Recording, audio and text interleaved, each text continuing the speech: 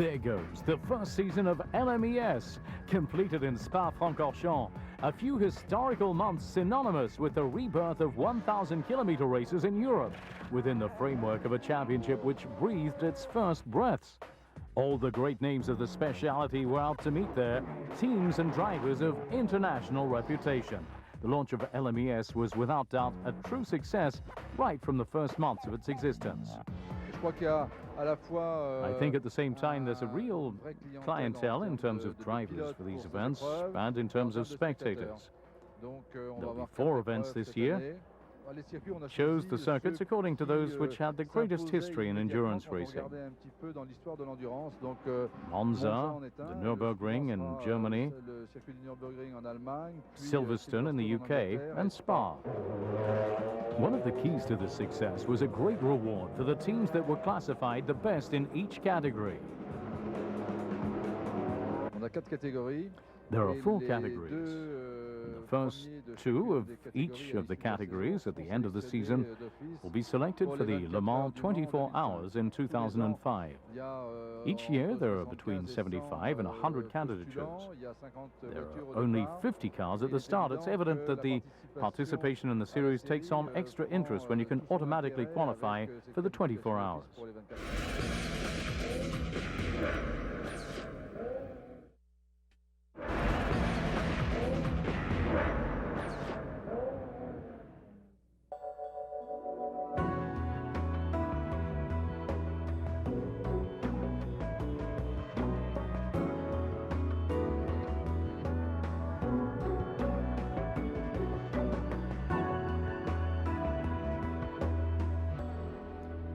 The first confrontation of the season at Monza in Italy, and already Audi set the stage. They occupy the top places on the starting grid. Only the official Zytek team managed to rise up among the front runners. Classified better than the GTS, the superb Celine of Team Vitaphone precedes the Ferraris. On the impetus of its recent victory in GT, the car of the German driver Michael Bartels, Uwe Alten and Franz Conrad will start from pole position in their category. Team Passengers in pole position in GT, with their first place in LMP2, Team Belmondo have engaged a Courage C65.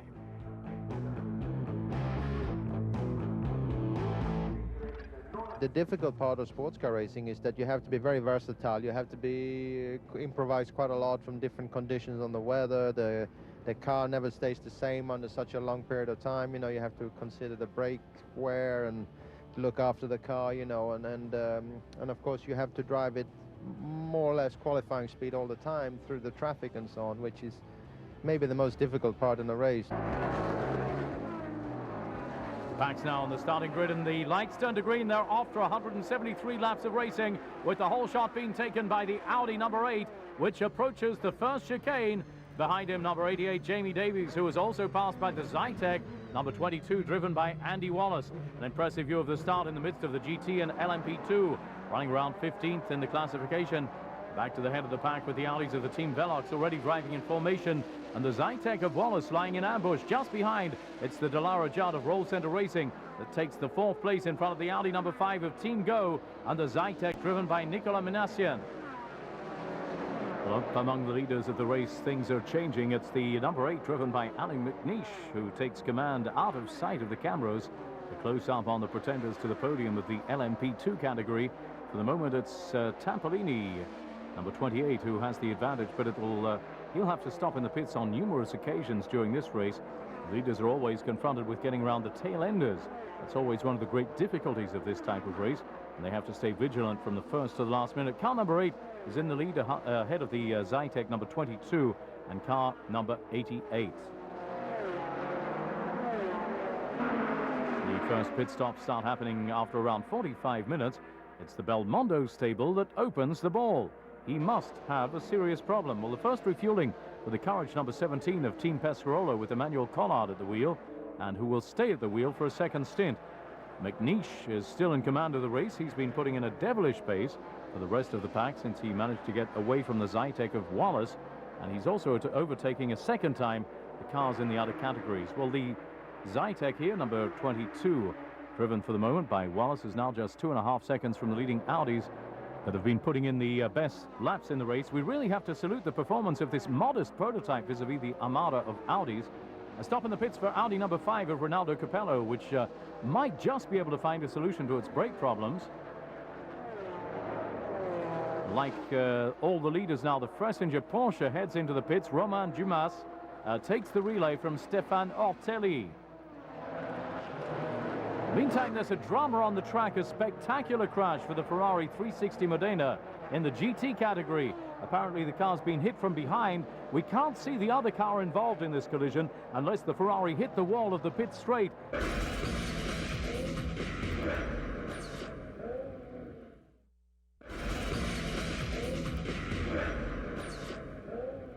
the time of the second start, in fact, it's the LMP2 prototypes and GTs that are in the leading ranks of the race. That won't last for long because the leaders will be forging their way within just a few minutes.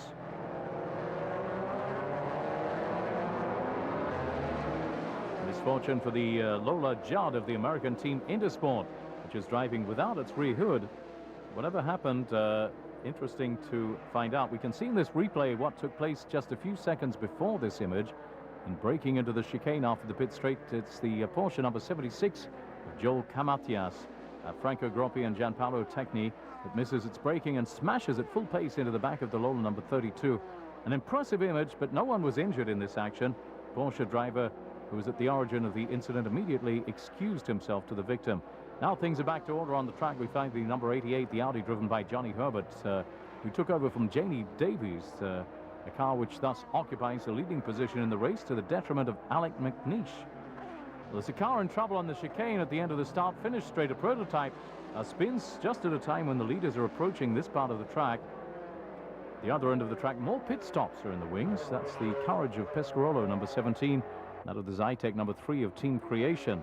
Return to the battle, which is rearing its head in the lead between the two Audis of the team Velox from the UK. We should remember that Johnny Herbert is in the best place, but he only precedes Alan McNeish by a few car lengths. In the traffic, it's very easy to make an error, but nothing disturbs the close combat between the two drivers. McNeish carries off his attack and seizes the lead without dealing any killer blows. Perfectly orchestrated maneuver, favored by the presence of slower competitors on the track there. Well, a very different strategy for crew number 8, which is preparing to take the opposite course. It remains to be seen if this tactic will pay at the end of the 173 laps of this event. Difficult to say as we approach only the last third of the race. It's Pierre Caffer who takes the wheel and sets out again onto the track. Caffer comes back out of the pits in front of Johnny Herbert. He thus manages to preserve his advantage in the general classification. He'll now have to resist the return of the former Formula One driver.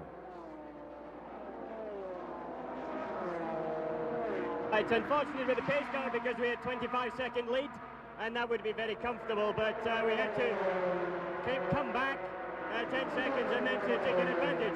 But that's racing. That's what the series is about. And as if to confirm the fears of McNeish, here's Johnny Herbert in direct contact with Pierre Caffer. The British driver carries out an incredible attack outside the trajectory and even overtakes a tail ender on the grass before seizing the command of the race. But nothing is final because the two cars are neck and neck. Caffer on the outside and Herbert who takes the advantage. Change of drivers here for the Audi number 5 of Team Go, which is occupying third place at the moment. Tom Christensen leaves the wheel to the Japanese driver Ara.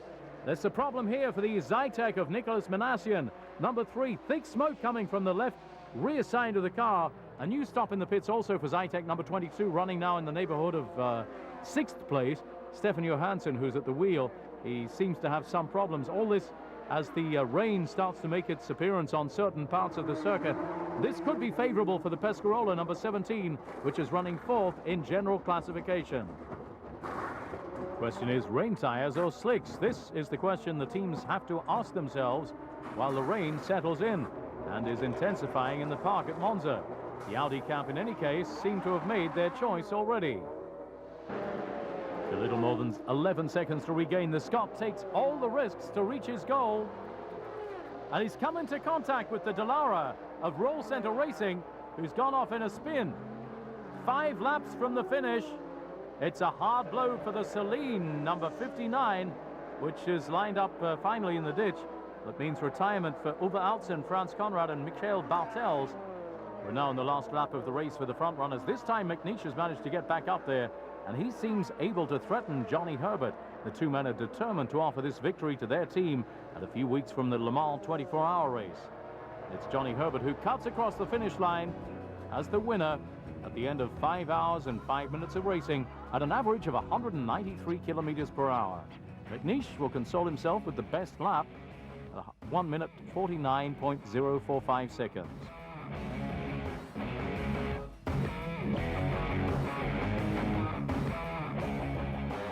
Victory under the belt after a tough battle for Johnny Herbert, who appreciates this situation 3 weeks out from the 24-hour of Le Mans.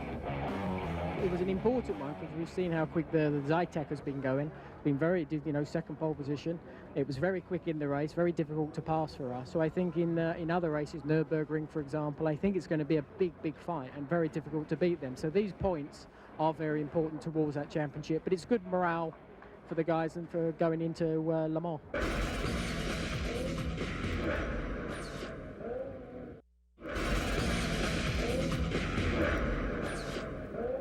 Second meeting of the season at the Nurburgring, and after the victory of the Audi of Team Go on the circuit of Monza 1 month back, this second round of the calendar seemed like a revenge for the other teams.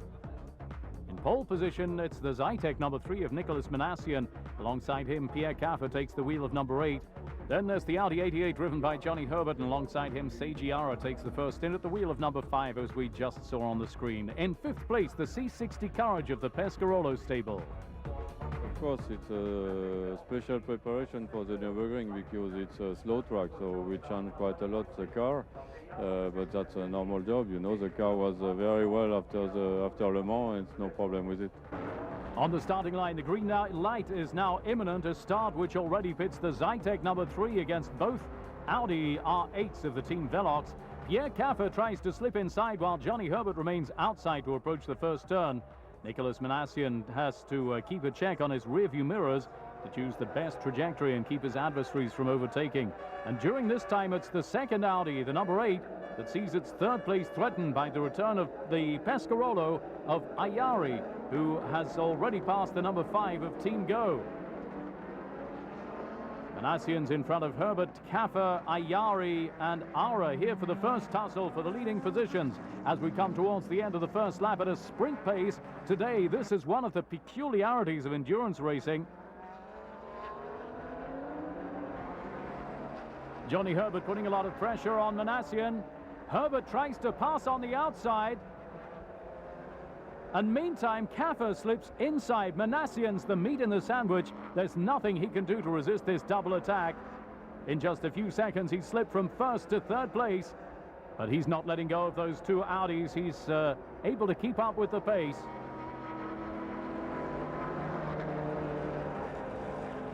Staying hot on their heels. As we focus on the fight now for fourth place between the Pescarolo number 17 and the Audi number 5, Solhei Ayari still precedes Ara. The Japanese driver tries an attack in the first braking zone of the circuit and doesn't manage to pass.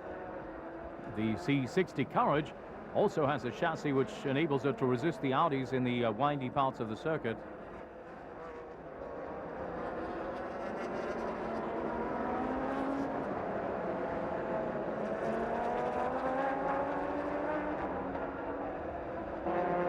Close up here on the battle which has been taking place since the start in GTS, whereas we could expect the leaders are neck and neck. In first place, the Celine of Uwe Alsen is grappling with the Ferrari 550 Pro Drive of Team Labre. There are less than 2 seconds separating the two cars. Here we're on board in the GTS category on the Viper number 60 of Team Force One. It's the young Frenchman Bruno Besson at the wheel.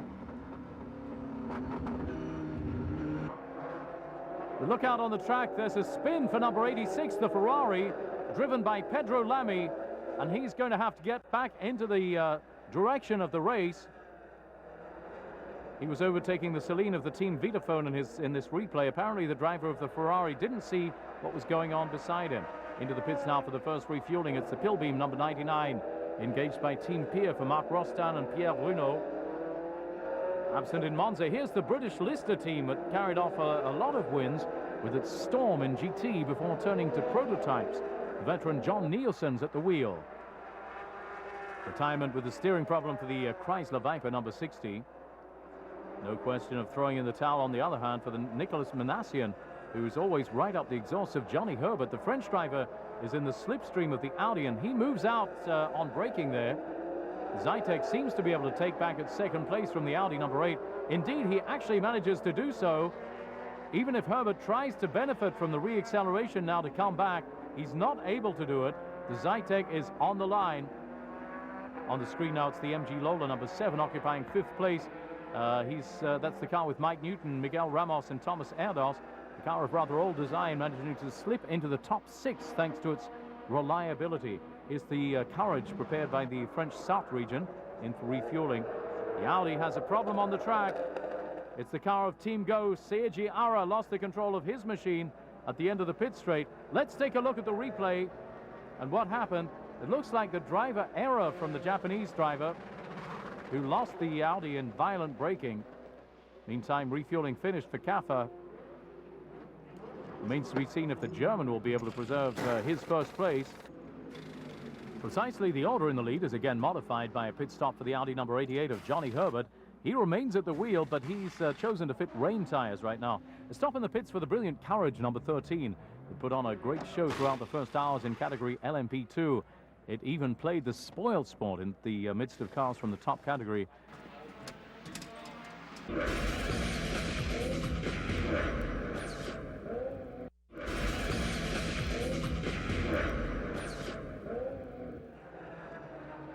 Johnny Herbert thus sets out again at the wheel of the R8 for his 3rd consecutive stint. Well, he manages to preserve his 3rd place and takes back out to the track right on the heels of the Zytek of Manassian. And thanks to better adapted tires, he gobbles down the young Marseille-based driver in one bite. On the beating rain, the car of Team Creation is still wearing slicks. The TWR team from Salisbury bring their car into the pits. Technical problem pushing back the British team even further in general classification. But during this time, things are going very well for the Ferrari of Team Laber, which takes the lead in LMGTS.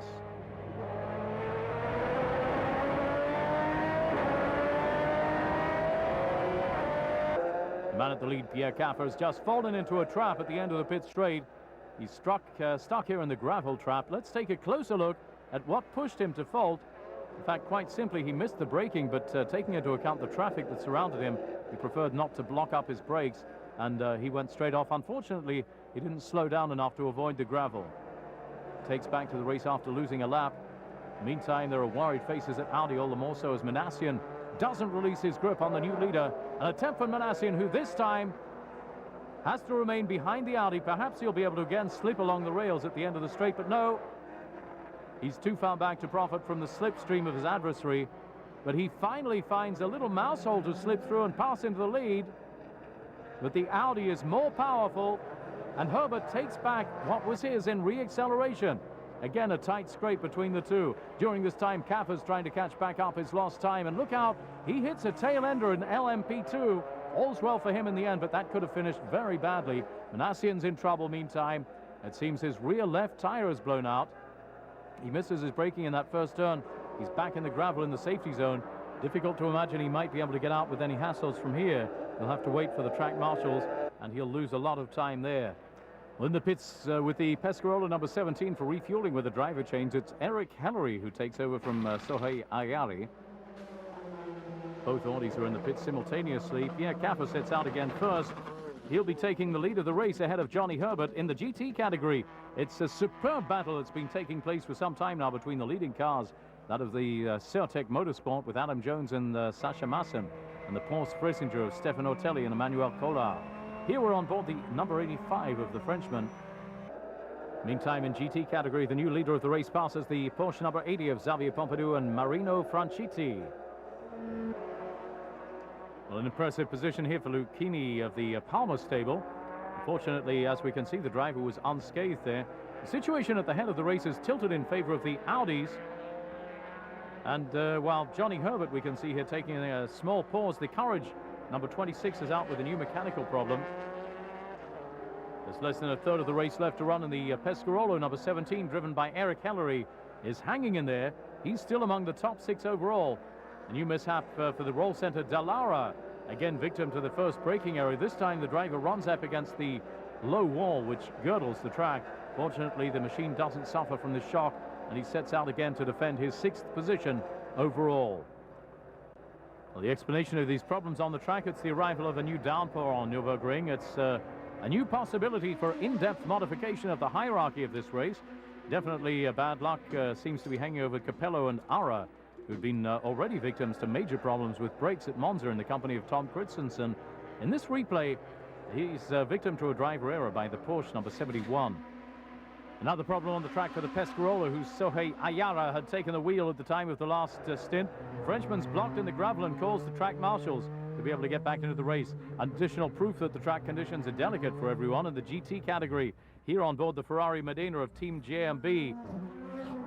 Here the number 61, which is in a fight for the 3rd place of the GTS category, with the Celine number 52 of Gabbiani and Bennett, the 572 Maranello, which made its debuts in competition at the end of the last season.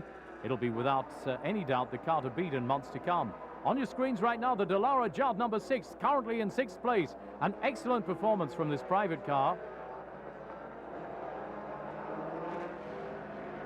And we return now to the leaders for the last minutes of these 1,000 kilometers of Nürburgring. The number 8 still has a very tight grip on the reins of this event, with 1 lap's advance over their sister car. It's a last-ditch struggle for McNeish at the wheel and Pierre Caffer in the pits, who led this round of the LMES since the halfway point. A new double-header for Audi, with the number 88 of Jamie Davies and Johnny Herbert coming across the line in 2nd place.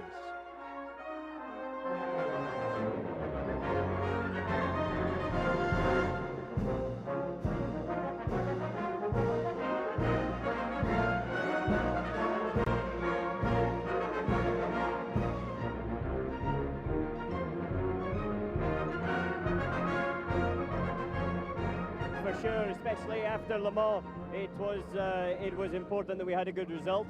I thought that at one point it was gone, but like endurance racing, you never know until the finish what the result is going to be. But I'm very, very happy. Today, to be honest, Pierre Caffer is the hero, not me.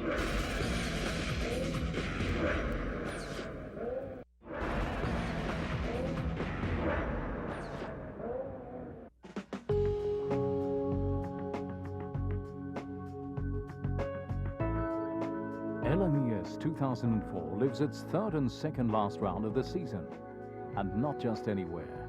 On the mythical circuit of Silverstone, which had not seen an international endurance race for almost 10 years. The Zytek is again in pole position. It will also be a good idea to follow the evolution of the internal fight between the Audi R8s of the Team Velox, because these 2 cars are playing for the title and are back almost to a tie before the start of the race.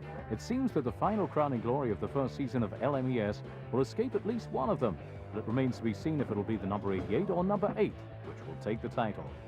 Unless another British driver in love with this circuit comes to play the spoil sport. You have many fast corners, Beckett's, Maggots, Chapel is very exciting, and then obviously towards the end of the lap you have slow, tricky, technical sections. So it's one of those circuits which has sort of more or less every corner that you can find in the world.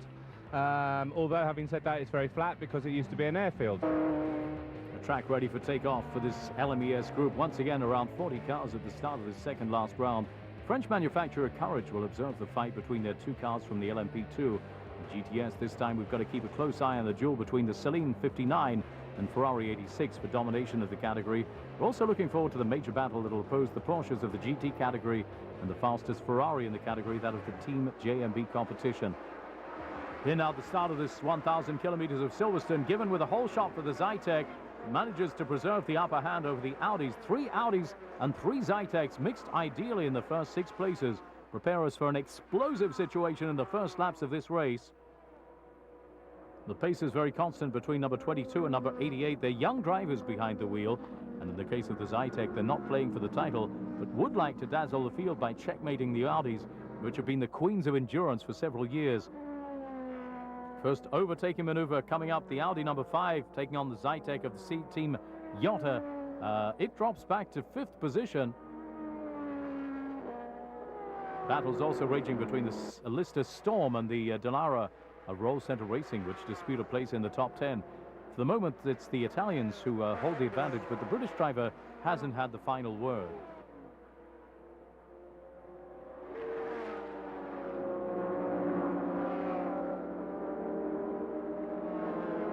Another fight that's held in GTS between the Celine of the Vitaphone stables and the Ferrari of Labour competition.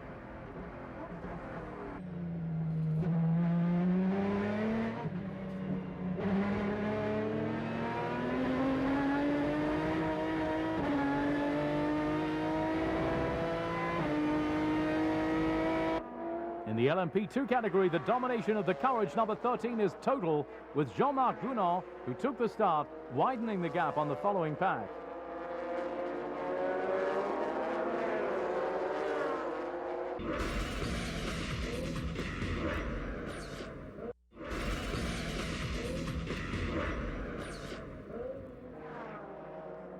We're back up with the race leaders here, where both Audis have been outdistanced by the Zytek number 22, driven by Robbie Kerr. But now the two Germans are running in formation, and they're at a more constant pace than the leader. It's now the number 8 that's in second place, with Pierre Caffer ahead of number 88 of Jamie Davies. Very relaxed in the Velox pits here, Johnny Herbert patiently waiting to take his turn at the wheel, while his teammate joins a group of tail-enders, among which is the C65 Courage of the Belmondo stable. And the Ferrari Modena number 70 already at the head of the GT class. As for both the Audi Velox, they're attacking the car which took third best time in qualifying in LMP2. It's the Pilbeam MP91 with the Judd engine of Team K2. But what's happening in the pits of Porsche Fressinger? The car remains stationary long seconds. The mechanics are intervening on the front end on a steering problem. Here in the image is the car that currently occupies the third place in LMGTS classification. It's the Celine of Graham Nash stable, ahead of the Ferrari 575 Maranello of Team Baron Connor. Well, it's been an underhanded trick for the race leader. The car 22 has been in the pits for a long time, just like car 26 in LMP2. Two of the fastest prototypes of their category that have lost their advantage. Here again's Robbie Kerr at the wheel of the Zytek, which is back up behind Caffer. They attack superbly, taking back second place. Well, the style of this British driver is absolutely superb.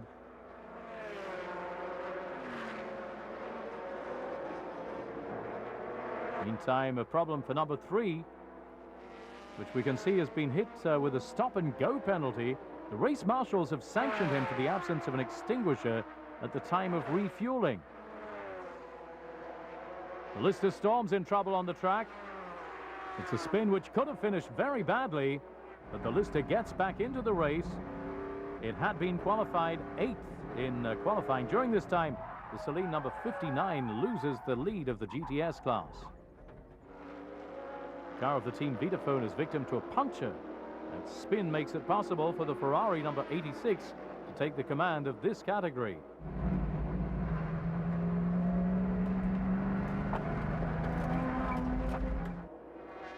Obliged to pass again into the pits, the official Zytek is back out for a comeback, but they've lost all hopes of victory. It'll also be the case in its category for the Porsche 996 of the Team Certec, which had started from pole position in GT. The Zytek is now a long way back from the men in the lead. In particular, they were victim to a bingle with the tail ender during overtaking at one point.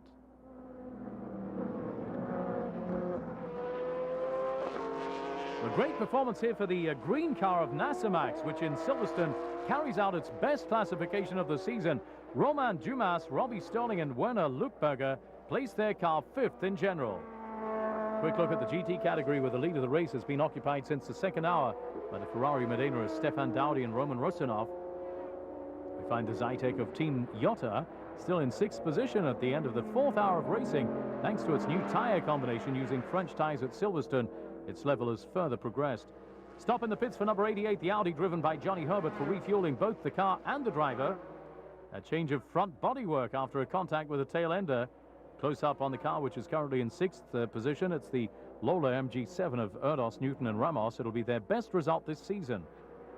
There's the tangle in the top 10. It's the Zytek number 69, which has been pushed by the Lister, and the Dallara of Roll Center just managed to avoid it. The two cars are stuck in the gravel, but this could have finished much worse. They'll both be able to get back out onto the track. New stop in the pits, the last apparently for Alan McNeish, who can take his time. His lead is sufficient to avoid any eagerness, whereas here the second runner in the event, Seiji Ara and Ronaldo Capello, who only took the 2nd position at the time of the non-programmed stop of Johnny Herbert, who had managed to change his bonnet. Stop for a few moments to look at the Lola Caterpillar of the Team Taurus, which currently is running in 26th place, a very exotic prototype in LMP1, since it's powered by a diesel engine, certainly far from the leaders. 21 laps precisely, but it uses a very unusual technology in motorsport and deserves our curiosity. And with only 50 laps to go, there's been no disturbance by rain at any point during this race.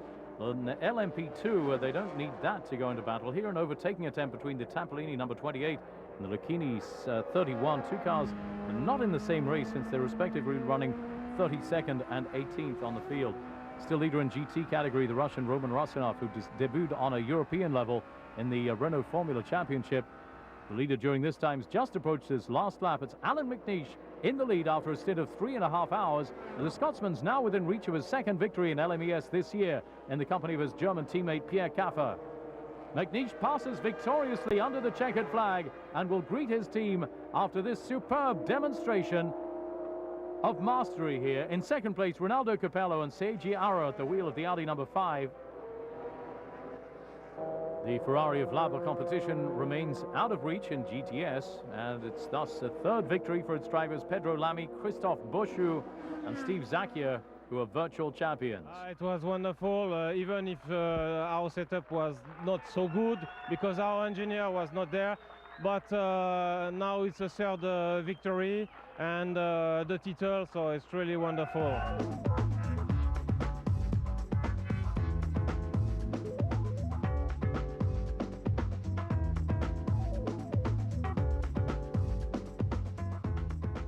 Obviously, being British, it's important to win at home in the UK, but also for the team as well. They're only based 10 kilometres from Silverstone circuit. Audi UK are based here, and so I think for everybody it was very, very special. Very important, and all the more so as this allows McNeish and Caffer to again take the initiative in the championship before the outcome of the season at Spa-Francorchamps.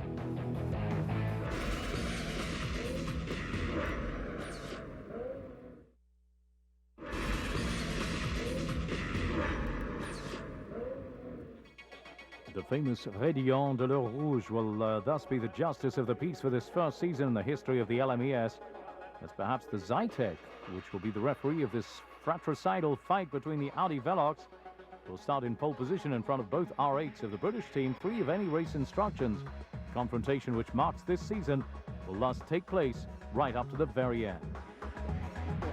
We drive free. I mean, our sister car has still a chance to win the championship, and you never know what happened in the race. And so, yeah, we're fighting together. And I mean, you saw the last races. We had some pretty good fights together. The ultimate explanation will only be more beautiful, all the more so as nothing has been won when it comes to the Zytek, which has been getting faster all the time since these past events, which will perhaps be able this time to dominate the race till the checkered flag. The cars are onto the starter's orders and await the green light. It's going to be very hot in the Raidillon de l'Eau Rouge. The start's given, and watch out for the attack of the Audis on the Zytek. Caffer attacks Manassian right from the very first meters.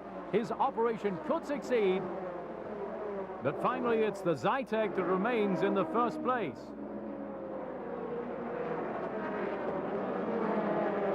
Impressive spin there for the Panots, number 11, whereas the leader of the race is already approaching the high part of the Spa circuit.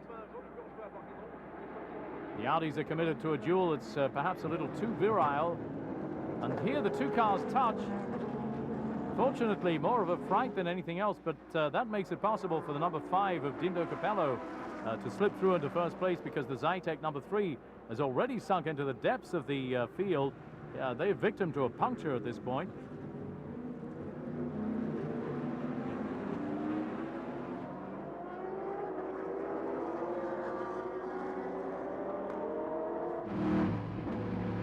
Back for a replay of the mishap of the Panots number 11 on board this time for some high emotion.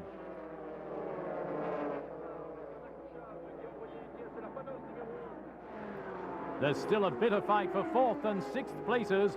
The MG Lola number 7 is this time under the threat of the Pescarolo driven by Ayari, and the Zytek number 69 engaged by the Team Iota. Behind them the courage of Cochet and Paul Belmondo follows. Capello, winner of this year's 24 Hour of Le Mans, is in the lead of the event. The LMP1 have already turned on their headlights because they'll soon be catching up with the tail enders, and this is how they signal their presence to them. While the Zytek number 3 returns to the pits to change tires, the Audi number 5 hangs onto its position and sets the pace for the remainder of the group. Ronaldo Capello is running ahead of Pierre Caffer, and the two cars are very close. So much so indeed that the German manages to pass the Italian and slips into first position.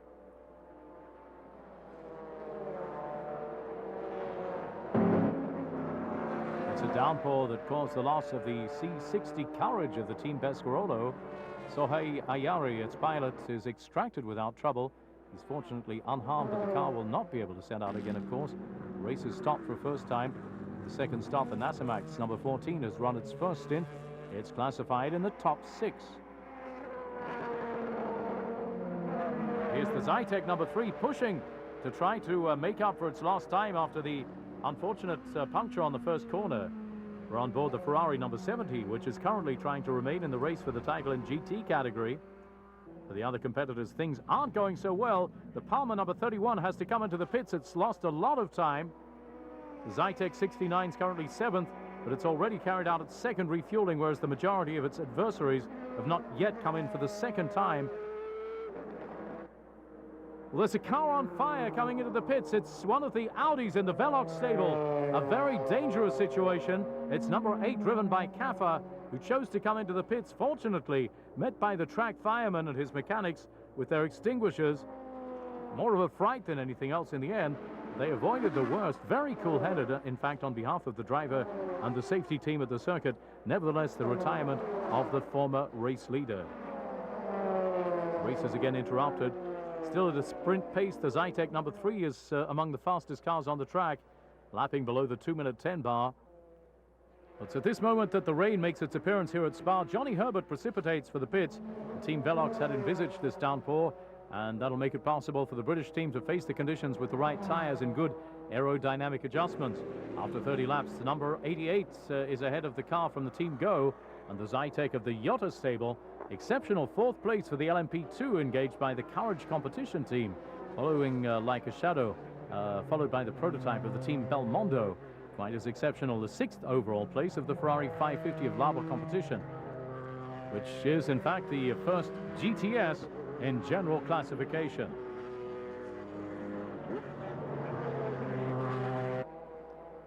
Back into the pits for slick tires for everyone now. The rain has stopped and the trajectories are drying. It'll also be the case for number 5 after this refueling and change of driver. Seiji Ara takes over from Dindo Capello. There's yet again a problem on the track with a badly damaged car. It's the Delara of Roll Center Racing, which has had a major accident. Taking a look at the slow motion replay, we can see the driver lost control at the top of the Rédillon, and his car violently hit the rail at full speed. The driver was obviously stunned by the incredible impact. Race back under control, restarted, but no change in GTS. The Ferrari Laber number 86 is still running first.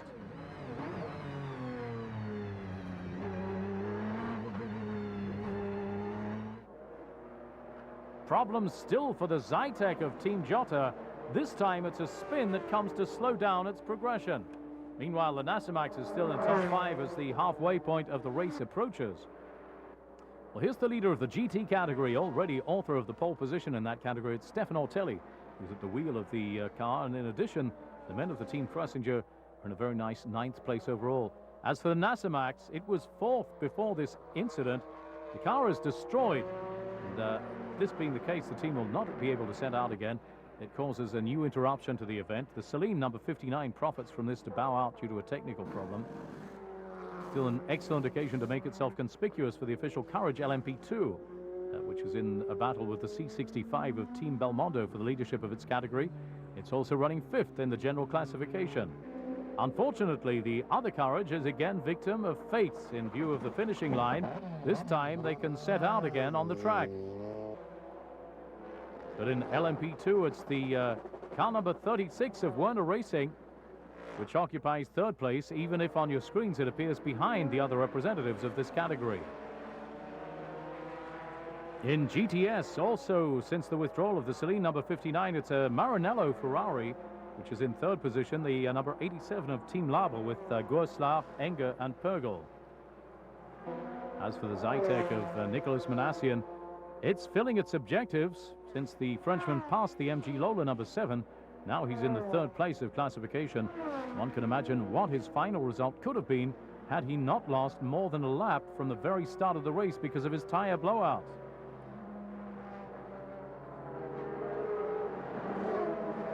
In GT, number 93 of the Certec stables makes its entry onto the virtual podium. The car, driven by the British driver Adam Jones and Sasha Masson, concludes the event in the second place in its category.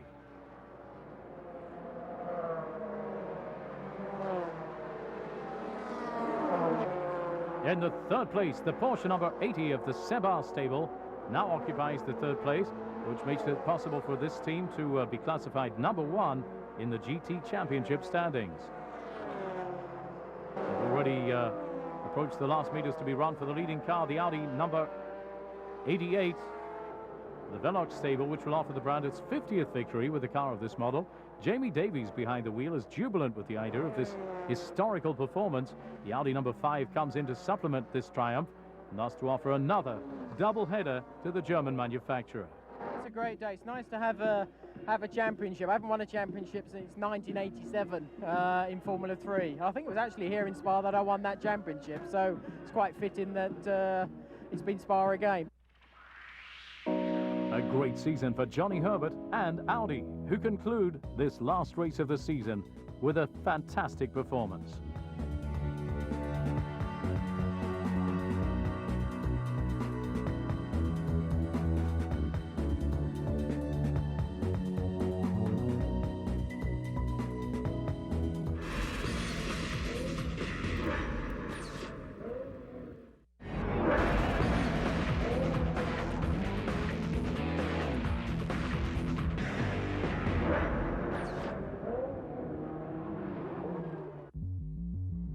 In conclusion, for this 2004 season, Audi will have dominated the standings all alone.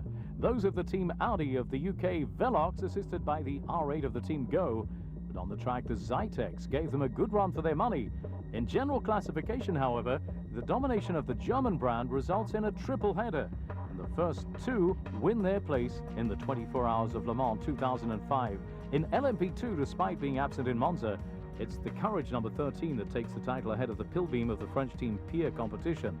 Two cars have also qualified for the next 24-hour race, whereas the GT of the team Velta and the Lola of Track Sport are ahead of the apparently jinxed Courage of the team Belmondo. And what can one say about GTS this season, if not that it was subject to the outrageous domination of Team Labre? The crew didn't leave anything for the others and precede with their 550 Maranello, a more recently engaged 575 from the Baron Connor stables, two new qualifiers for Le Mans, but the position of the Celines doesn't reflect their real value, and a revenge could well be taken in 2005. Finally, in GT, it's the Sebar and J&B Racing stables which take the lion's share with a Porsche 996 and a Ferrari Modena. The price of their regularity will be a place on the starting grid next June. Everything was played on a points level between the three first-place getters in the standings, and with its two class victories, Frixinger could have done better, just like Team Certec with its Porsche. So that's it for the facts and figures of this first season in the history of LMES, the year of rebirth of 1,000-kilometer racing, which has gathered together a good number of enthusiasts, drivers and public alike. And seeing these images, one can understand them. A passion shared by some of the top actors and the better-known observers of this year of discovery.